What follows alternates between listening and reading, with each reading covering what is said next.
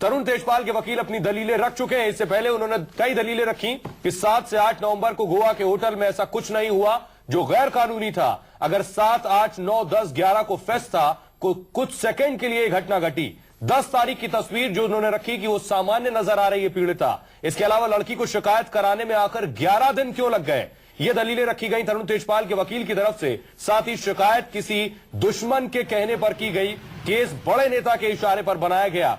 गोस्वामी जी, क्या ये दलील केस बड़े नेता के इशारे पर बनाया गया है? तरुण तेजपाल का यह कहना कि मेरे खिलाफ साजिश रची जा रही है, या 11 दिन बाद? सुहेल, मैं इसका जवाब दूंगा क्योंकि लीगल मामला से ज्यादा पॉलिटिकल है।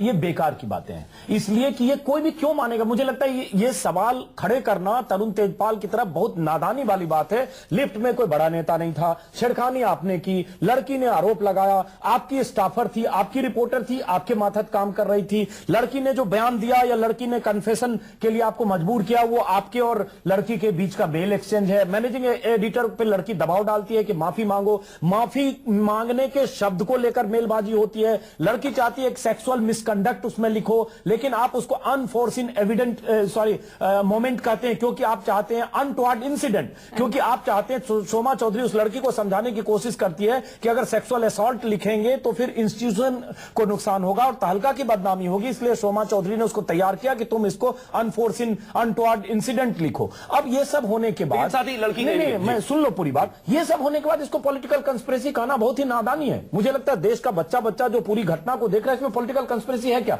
पॉलिटिकल कंस्पिरेसी ये जो ये कहने की कोशिश कर रहे हैं कि बीजेपी की सरकार है। मैंने 12-15 साल से मेरी पूरी पत्रकारिता बीजेपी के खिलाफ है, स्टिंग ऑपरेशन बंगारू लक्ष्मण से लेकर आज तक, इसलिए पुलिस ज्यादा हाइपर एक्टिव हो गई, ये अगर कहते हैं तो इस कहने का भी कोई बहुत मतलब, लेकिन मतलब क्यों है?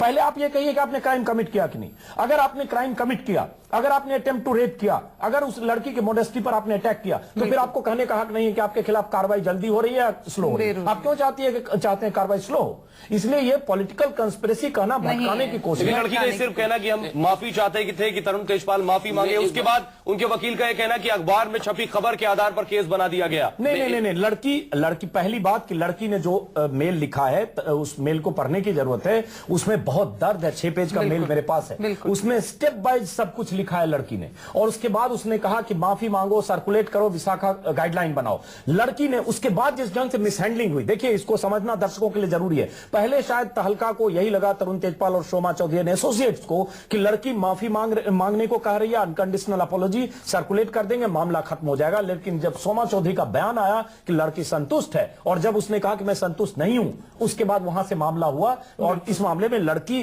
की दाद देनी चाहिए कि वो इस मामले को आगे ले जाने तक तैयार हुई, क्योंकि तुरंत कोशिश हुई जैसे ही मीडिया में आया। सोमा चौधरी या तहलका मैनेजमेंट नहीं चाहता था कि मीडिया में खबरें आए और पता चले कि तरुण तेजपाल का ये भी चेहरा हो सकता है। जब ये चेहरा सामने आया और जब लगा कि सेक्सुअल असॉल्ट के शिकार एक लड़की हुई है, तुरंत सोमा चौधरी की तरफ से बयान आया कि कंसेंसुअल भी हो सकता है, और वहीं से मामला सामने आया, क्योंकि लड़की की प्रतिष्ठा पर बात आई कि आप कंसेंसुअल लड़की का चरित्र हनन करने लगे, आप लड़की का चरित्र हनन करने लगे, तो लड़की ने फिर उसको फाइट को आगे किया। अंजुमन जी, मैं एक बात बहुत बड़ी करना चाहूंगा।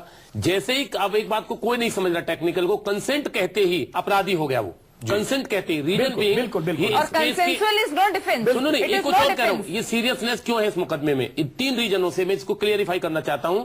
नंबर 1 तो यह है कि उस लड़की इसके बेटी की फ्रेंड है। देखिए, आप सबसे बड़ी बात ये देखिए, वो इसकी बेटी की फ्रेंड है, ये सबसे बड़ा सीरियस है। इसलिए मैं चैनलों को भी धन्यवाद देना चाहता हूं। इस बात को इसलिए ज्यादा उठा रहे हैं, उसके बच्ची की फ्रेंड है, इसका मतलब वो समझते हैं कि मेरे फादर की तरह है। नंबर 2 बात, उन्हीं के काम करती थी जो अंजुमन कहती है, बाहर की आके तो बॉस और एम्प्लॉय में कंसेंसुअल भी करते हैं, वो भी पावर। तीसरा जो मीना जी आप जो बात कह रही थी, मैं बात पूरी करूंगा। वो जो तीसरी बात, वो जो कहते हैं कि हर समय वो इस तरह की बातें करते थे, सेक्स से रिलेटेड और अच्छी बात, इस तरह की रोमांटिक बात करते थे। वो ये समझती थी कि ये जो बातें हैं, चूंकि वो कई बार रेप पे लड़कियों के फेवर में खड़े होते थे, ऐसा लगता था मेरा जो बॉस है रियल फैक्ट में देश में लड़कियों के हित में काम करना चाहता है। ये बात भी उस लड़की के दिमाग में रही होगी।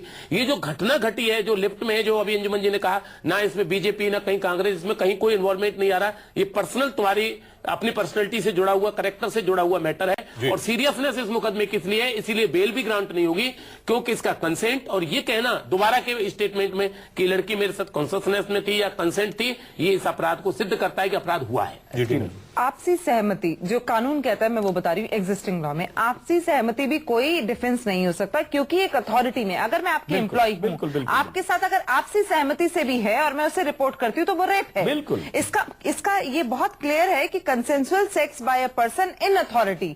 अगर हम कुलीग्स होते तो एक बार को कुलीग्स, आप मेरे हायर अथॉरिटी नहीं होते, आप मेरे लेवल पे काम कर रहे होते तो उस पर डिफेंस आप ले सकते थे। इसका बिल्कुल क्लियर देखिए, कानून जो कह रहा है उसमें परिभाषित है एक लाइन में, आप उसको 4 लाइनों में आगे ले जाएंगे तो आप सही साबित नहीं होते अजीत जी। और कोई भी अथॉरिटी में अगर मैं आपकी एम्प्लॉय हूं और आपने मेरे साथ मेरी कंसेंट से भी किया तो भी वो रेप है। बिल्कुल। तो मेरे को लगता है कि कानून के जानकार जो लोग उनके कोर्ट में खड़े हैं और इसका डिफेंस ले रहे हैं, मुझे लगता है ये डिफेंस गलत ले रहे हैं और प्रोसिक्यूशन इसको हैंडल करेगा। तेजपाल के लिए जमानत की राह मुश्किल रहने वाली है, जानकारों का पैनल ये मानता है। लगातार हम बात कर रहे हैं कि आखिर तरुण तेजपाल को बेल मिलेगी या फिर जेल। संभावना ज्यादा यह है कि उनकी अग्रिम जमानत की याचिका खारिज होगी और उन्हें जाना होगा जेल। ज्यादातर जानकार यही मानते हैं। आपको बता दें, तरुण तेजपाल इस वक्त पॉलिसी की सत्र अदालत में मौजूद है और उनके साथ उनकी पत्नी, उनके वकील और क्राइम ब्रांच की टीम भी मौजूद है। तरुण तेजपाल के वकीलों की तरफ से दलीलें रखी जा चुकी हैं। साथ ही यह भी खबर आ रही है कि पासपोर्ट भी उनका जब्त किया जा सकता है। उनके वकील की दलील है कि गिरफ्तारी जरूरी नहीं, साथ ही पुलिस कोर्ट के लिए हमेशा उपलब्ध है। तरुण तेजपाल हमारे साथ खास मेहमान लगातार बने हुए हैं।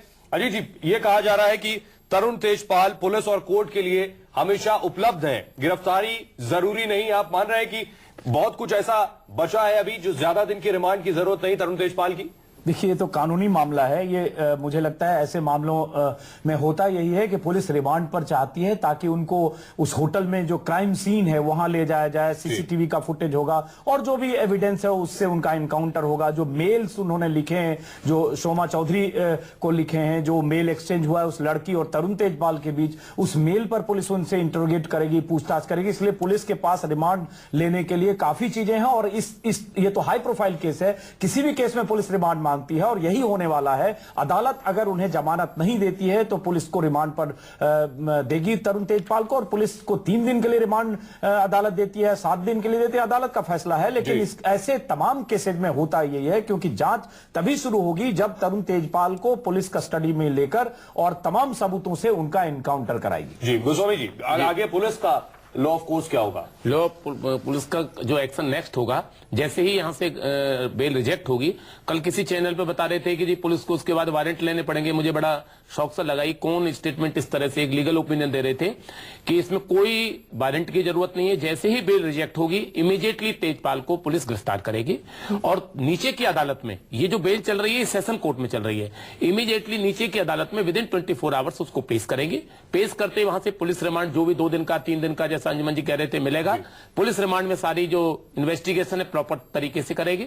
उसके बाद फिर उसको उसी कोर्ट में नीचे की अदालत में ही उसको सरेंडर करेंगे। जमानत अर्जी सत्र अदालत से खारिज होने के बाद उन्हें निचली अदालत ले जाया जाएगा जहां से रिमांड मांगी जाएगी। जी, और उसके बाद रिमांड के बाद उसी अदालत में उसको जुडिशियल कस्टडी के लिए ही कोर्ट कहेगी साहब हमने इसमें इन्वेस्टिगेशन कर लिया, इसको जैसे आपने आसाराम बापू वाले केस में दिखाया, चार्जशीट फाइल हो जाएगी। फिर उसके बाद वो जेल में जाएगा। फिर वकीलों का काम है कि उस सेशन में बेल लगाएं, हाई कोर्ट बेल लगाएं, वो सेकंड क्वेश्चन है। लेकिन आज जो ये क्वेश्चन है, वो जो कोशिश कर रहे हैं वो ये कर रहे हैं कि जेल ना जाए और जेल ना जाके इन्वेस्टिगेशन में हम हर समय अवेलेबल रहे। क्या ये दलील काम कर सकती है कि गिरफ्तारी जरूरी नहीं, हम उपलब्ध हैं हर वक्त पुलिस और कोर्ट के सामने? 376 में मान्य नहीं हो तो जाती थी, लेकिन केस का ऑफेंस का सीरियसनेस देखिए ना, जिसमें कितना सीरियस मैटर है। इसमें इसका तो सपना भी नहीं होता कि कोर्ट ये कह दे कि जी तुमको हम अग्रिम जमानत दे देते हैं, फिर तो केस ही कहां रह जाएगा। यदि प्राइमा फेसी डिफेंस मान लिया कोर्ट ने, तो मैं तो ये महसूस करता हूं कि फिर इसमें केस में क्या रह जाएगा। फिर ये वकील आगे चल गए उसमें क्वेश्चन लगा देंगे हाई कोर्ट के अंदर, क्योंकि इस केस में जेल जाना सुनिश्चित है।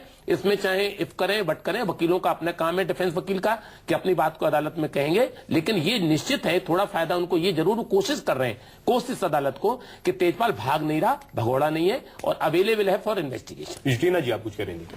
बिल्कुल, देखिए कानून, मेरे को लगता है कि हमें ये समझने की बहुत जरूरत है कि आप इन्वेस्टिगेशन ज्वाइन किस स्टेज पे कर रहे हैं। हमारी जो मानसिकता टेलीविजन देख देख कर ये हो गई है, जैसे आसाराम ने 11 दिन बाद ज्वाइन किया, नारायण साईं आज तक गायब है।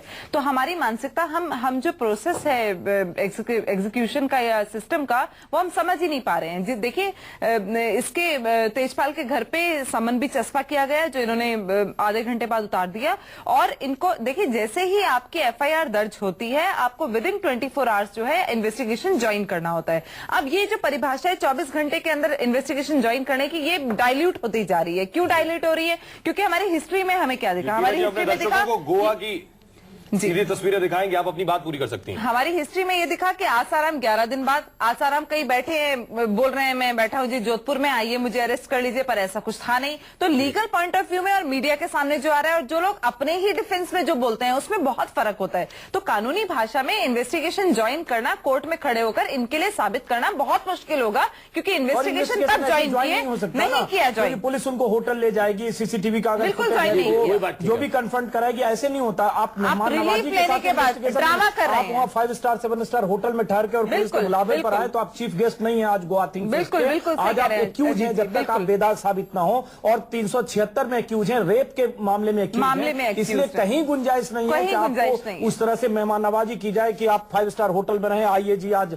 पूछताछ के लिए आइए, फिर वहां जाइए। पुलिस और कानून जैसे सबके लिए बराबर है, वैसे इस केस में भी होगा। और अगर अदालत से जमानत उनकी याचिका खारिज होती है, तो जैसा कि गोस्वामी जी ने कहा कि अदालत से उन्हें फिर रिमांड पर पुलिस लेगी, और पुलिस उसी तरह से पुलिस को बिहेव करेगी और करना चाहिए जैसा किसी भी आरोपी के साथ। एक चीज और अजीत जी इस पे कहना चाहूंगी, जब व्यक्ति पावरफुल होता है और कहीं ना कहीं दबाव बनाने की कोशिश भी की गई, उसकी मदर की भी एक एफआईआर हुई है, उन्होंने कहा कि हमसे, हमारे घर पे आके हमसे बातचीत की गई, हम पे दबाव बनाने की कोशिश की, लड़की की भी कंप्लेंट है। तो इसमें एक पावरफुल होना अपने आप में एक बहुत बड़ा गुनाह हो गया है आज। आप देखिए, ये एक नॉर्मल केस नहीं है कि चलते फिरते आदमी ने कर दिया और कोर्ट उसके बारे में पावरफुल होना गुनाह हुआ या नहीं, लेकिन पावरफुल है तो कानून वहां भी उतना ही सख्त दिखना चाहिए, मैसेज लाउड एंड क्लियर जाए कि अगर बांदा में कोई रेप का आरोपी होता है तो उससे पुलिस तुरंत कार्रवाई करती है। तरुण तेजपाल इतना बड़ा आदमी है, बिल्कुल यही बात है, बिल्कुल सपोर्ट करते हैं। तरुण तेजपाल की अग्रिम जमानत पर सुनवाई अभी भी जारी है। कुछ ही पलों में फैसला होगा कि तरुण तेजपाल वाकई जेल जाएंगे या उन्हें मिलेगी बेल। आप सभी का बहुत बहुत शुक्रिया हमारे साथ स्टूडियो में जुड़ने के लिए।